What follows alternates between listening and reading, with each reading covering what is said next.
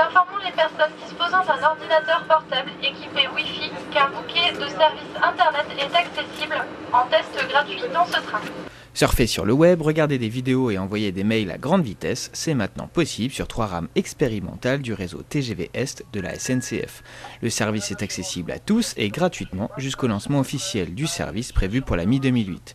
Et malgré les quelques coupures rencontrées pendant notre aller-retour Paris-Reims, le surf à 320 km/h, c'est quand même le pied. Est-ce que vous pouvez nous expliquer rapidement la solution mise en place? Comment on peut avoir Internet dans un TGV à plus de 300 km/h? Ce que l'on a mis en place pour nos clients, c'est ce qu'ils nous ont demandé, c'est-à-dire un portail multimédia avec l'accès à Internet. Donc la façon dont on l'a mise en place est globalement simple et concrètement très compliquée. Globalement, on a une solution en 3 blocs. On a un bloc à bord de la rame avec le système informatique embarqué et Wi-Fi embarqué et la connexion satellite sur la rame.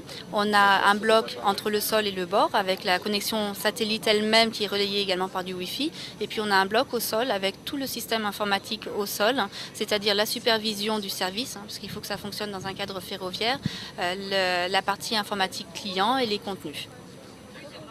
Donc là, je suis avec mon ordinateur portable, je me connecte, il se passe quoi exactement? Vous accédez d'abord à la boucle locale du train, la boucle Wi-Fi. Donc parmi les boucles Wi-Fi qui vous sont proposées, vous choisissez celle de TGV.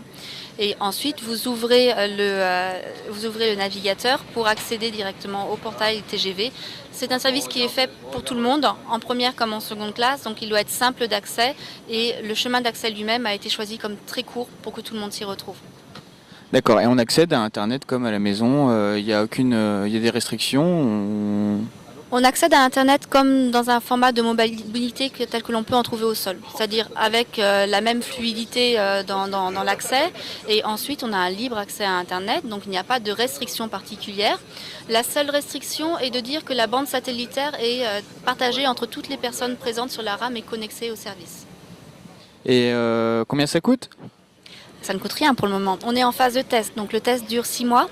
On va bien s'informer auprès de nos clients de ce qu'ils attendent exactement de nous, ce qu'ils attendent en termes de contenu et ce qu'ils attendent aussi en termes de prix d'accès.